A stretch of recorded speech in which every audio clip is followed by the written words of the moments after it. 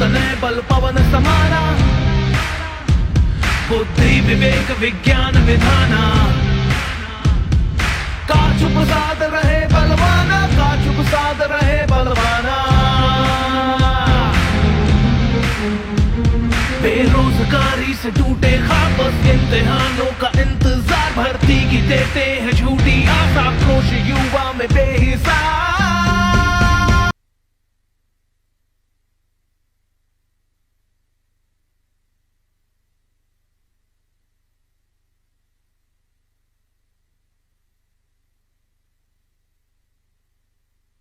UP में चुनाव है और देश की और उत्तर प्रदेश की समस्या हिंदुस्तान के हर युवा को मालूम है। कांग्रेस पार्टी आज यहां उत्तर प्रदेश का युवा मैनिफेस्टो रिलीज कर रही है। सोच ये है कि यूपी के युवा का जो भविष्य है उसके लिए कांग्रेस पार्टी के खोखले शब्द नहीं मगर एक स्ट्रेटेजी, रोजगार हम आपको कैसे दिलवाएंगे, किस प्रकार हम आपको रोजगार दिलवाएंगे। यह नहीं कि हम आपको कह दें कि भाई हम आपको 10 लाख 20 लाख 30 लाख 40 लाख रोजगार देंगे, मगर कैसे देंगे ये इस मैनिफेस्टो में हमने लिखा है। और ये मैनिफेस्टो सिर्फ कांग्रेस पार्टी की आवाज नहीं है। इस मैनिफेस्टो को बनाने के लिए कांग्रेस पार्टी ने यूपी के युवाओं से बात की है, मीटिंग्स की हैं और जो उनके विचार हैं वो हमने इस मैनिफेस्टो में डाले हैं। अपने बिजनेस की वेबसाइट, मोबाइल एप्लीकेशन और डिजिटल मार्केटिंग के लिए कॉल करें 7800008920। उत्तर प्रदेश में हर रोज, हर 24 घंटे तकरीबन 880 युवा रोजगार खोते हैं। बीजेपी के पिछले 5 सालों में तकरीबन 16 लाख युवाओं ने रोजगार खोया है। आपको याद होगा प्रधानमंत्री ने कहा कि हम आपको 2 करोड़ साल के रोजगार देंगे। सच्चाई पूरे देश को दिख रही है। क्यों हो रहा है? क्योंकि देश का पूरा धन 2-3 बड़े उद्योगपतियों के हाथ दिया जा रहा है।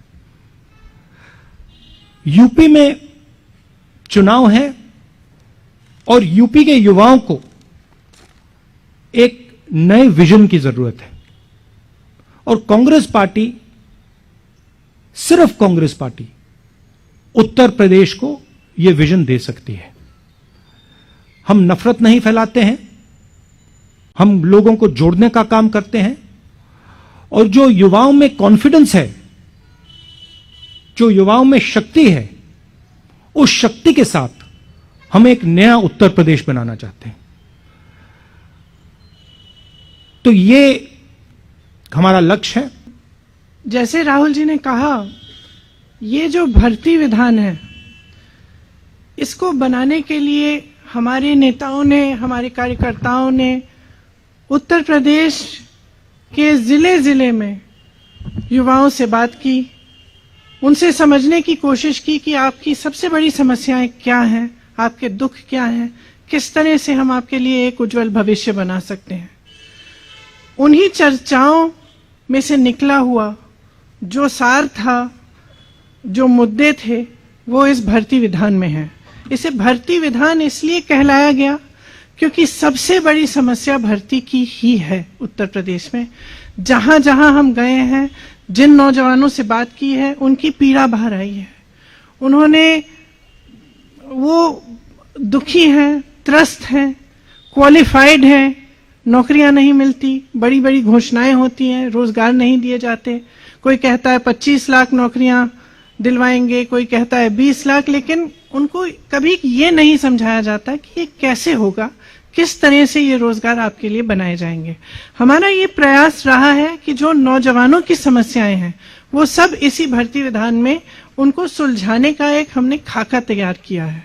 तो इसमें जिस तरह से मैं इसके कुछ डिटेल्स आपको अब दूंगी, जिस तरह से रोजगार की समस्या है, हम कह रहे हैं, कांग्रेस पार्टी ने घोषणा की है कि हम 20 लाख रोजगार दिलवाएंगे, जिसमें से 8 लाख रोजगार जो आरक्षण के प्रावधान है उनके तहत ही महिलाओं को भी मिलेंगे। अब ये कैसे मिलेंगे, ये हमने यहाँ कहा है। हमें मालूम है कि रोजगार के विषय में और खास तौर से भर्ती के विषय में जो परीक्षाएं होती हैं उनका जो तरीका है, जिस तरह से उनको किया जा रहा है, जितने घोटाले हैं, जिस तरह से पेपर लीक किए जाते हैं, जिस तरह से परीक्षा देने के बाद वो परीक्षा रद्द की जाती है, इससे बहुत ही पीड़ा है नौजवानों में।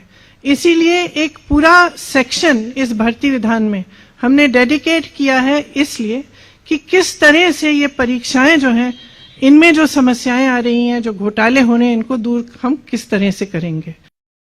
सा जो टूट गया है नौजवानों का सरकार में और इस बात में कि उनको रोजगार मिलेगा, उसको हम किस तरह से अब दोबारा निभा पाए। इस विधान में भविष्य निर्माण के लिए कि अगर कोई युवा अपना बिजनेस शुरू करना चाहता है, छोटा मोटा काम करना चाहता है, उसका कोई हुनर है, उसको कैसे हम बढ़ावा दें, उसको कैसे हम मदद करें, उसका समर्थन कैसे करें, वो भी इसमें एक अलग सेक्शन में है। एक और सेक्शन है भागीदारी। आपको मालूम होगा कि कुछ सालों से उत्तर प्रदेश के विश्वविद्यालय में चुनाव नहीं होते और पूरी तरह से जो भागीदारी है युवाओं की वो नहीं हो रही है।